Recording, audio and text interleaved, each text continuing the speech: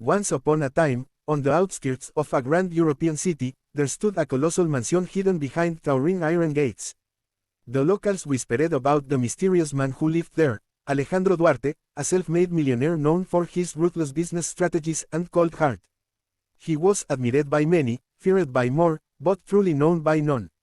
For years, his mansion had been a fortress of solitude, filled with wealth yet empty of war. One rainy evening, fate would place a young woman on his doorstep, barefoot, trembling, and holding on to nothing but her dignity. Her name was Valeria. She was once full of dreams, but life had been merciless.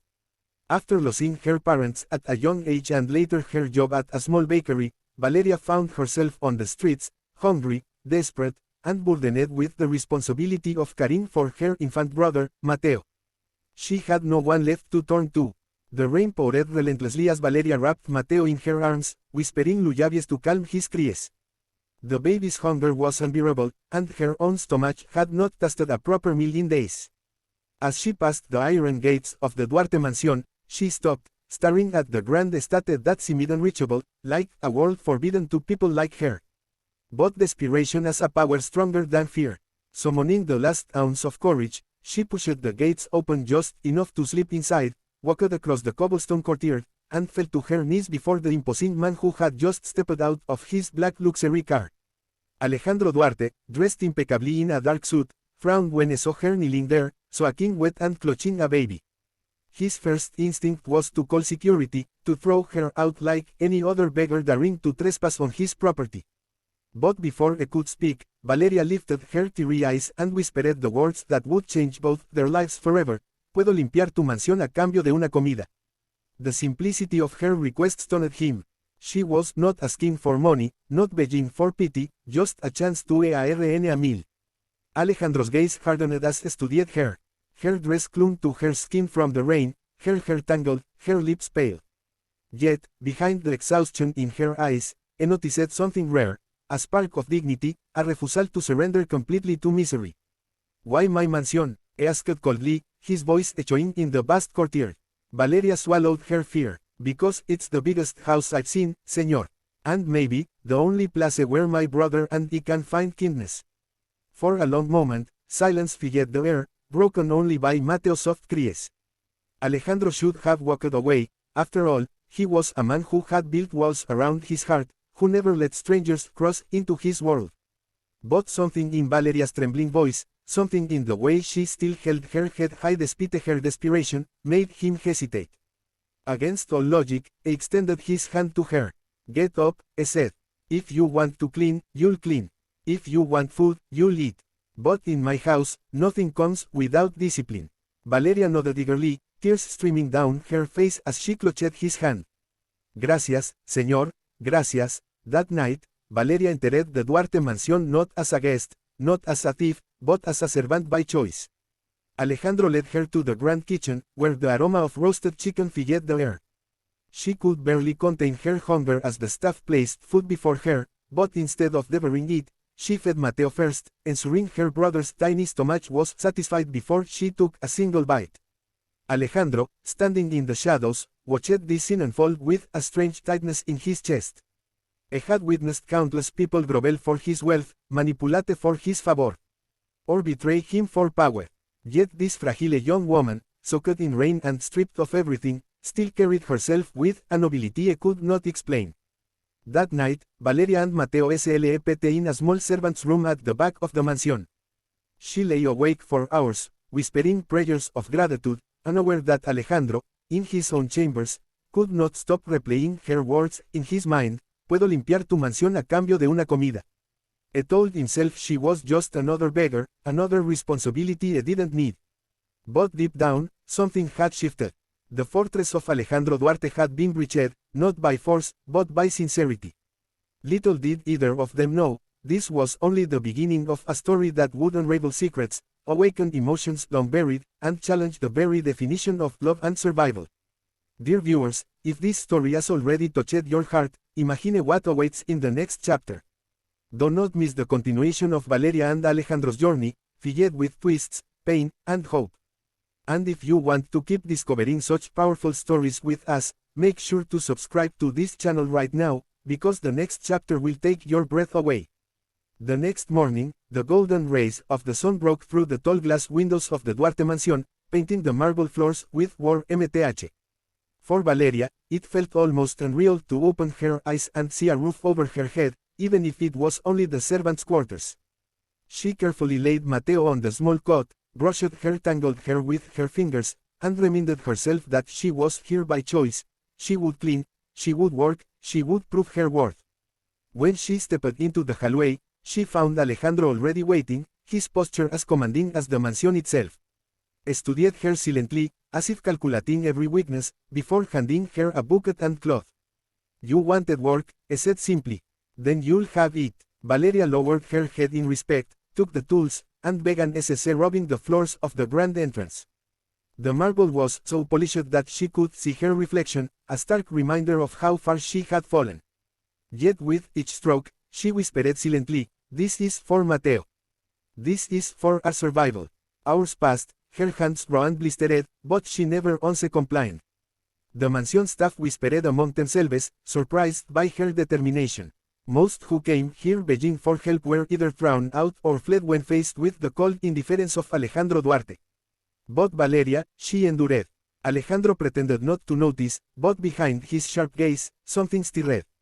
At midday, he ordered lunch to be prepared, not only for himself but for her and Mateo as well.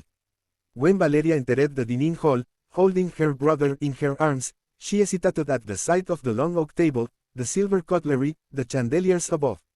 This was a world she did not belong to. Alejandro gestured to the far end. "Sit," he commanded. She obeyed reluctantly, placing Mateo in a high chair brought by a maid. As the meal was served, Valeria did something unexpected. She closed her eyes and whispered a prayer of gratitude before eating. Alejandro's brow furrowed. It had been years since anyone had prayed under his roof. "Why do you do that?" he asked. Valeria looked up at him, her eyes soft yet firm. "Because, even in darkness, Señor, one must thank for the little light that appears." Those words pierced him deeper than she could have imagined. Alejandro Duarte, the man who had conquered empires of business, suddenly found himself conquered by a whisper of faith. Over the following days, Valeria continued to clean every corner of the mansion, from the dusty library to the vast gardens. At night, she sang lullabies to Mateo, her voice carrying through the hallways, gentle and soothing, like a melody long forgotten. Alejandro often found himself standing outside her door, listening, though he could never explain why. He told himself he was only making sure she did her duties, but in truth, her presence was softening the ice around his heart.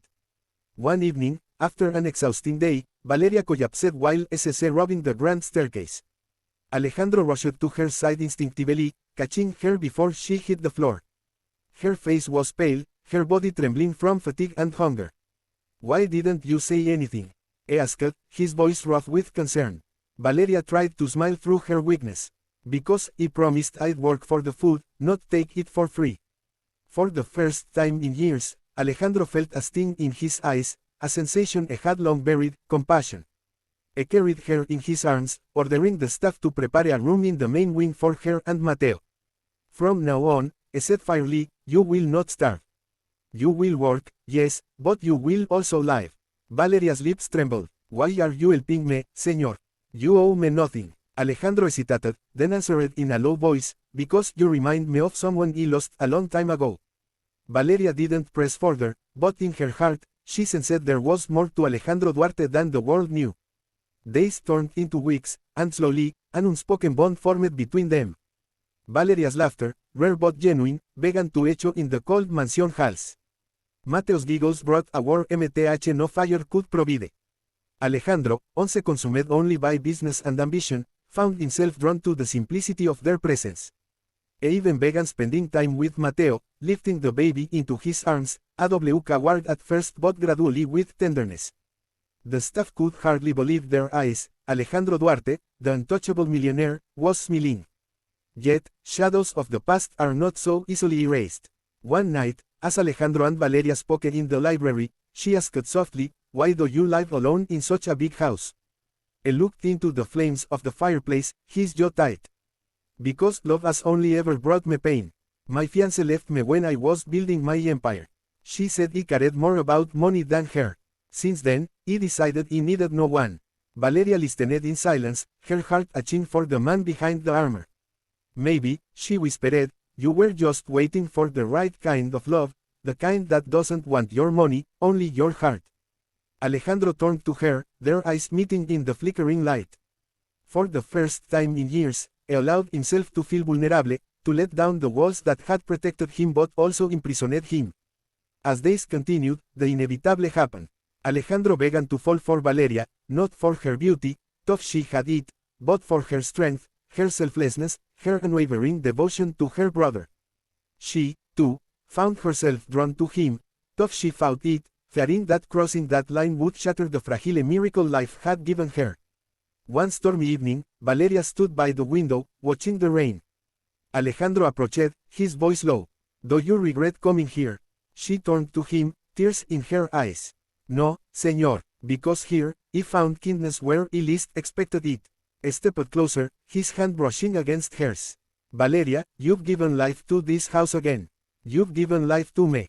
At that moment, the walls between them collapsed, not with grand declarations but with a simple truth, they needed each other. Yet, their story was not without trials. Rumors began to spread in the city. People whispered about the mysterious woman and child living in Duarte's mansion. Business partners questioned his judgment, accusing him of weakness. But Alejandro stood firm. Let them talk, he said. For the first time, I am not afraid of losing. Eventually, Alejandro confessed his feelings fully, telling Valeria that she and Mateo had become his family, the home he never thought he would have. Valeria wept, torn between fear and joy, but in her heart, she knew destiny had led her here not just to survive but to love. The mansion that once stood as a fortress of loneliness became a sanctuary of hope, laughter, and second chances. And so, the girl who had once whispered, "Puedo limpiar tu mansión a cambio de una comida," found not only food for her body but nourishment for her soul. The millionaire who had once closed his heart to the world found it opened by the simplest gift of all, love. Dear viewers, this story reminds us that sometimes, the smallest test of courage, like knocking on a stranger's door, can change the course of life forever. If this journey of Valeria, Mateo, and Alejandro touched your heart, imagine the countless other stories waiting to inspire you. Don't forget to subscribe to this channel, because your next favorite story is just around the corner. Together, let's keep discovering tales that move us, heal us, and remind us that hope always exists, even in the darkest nights.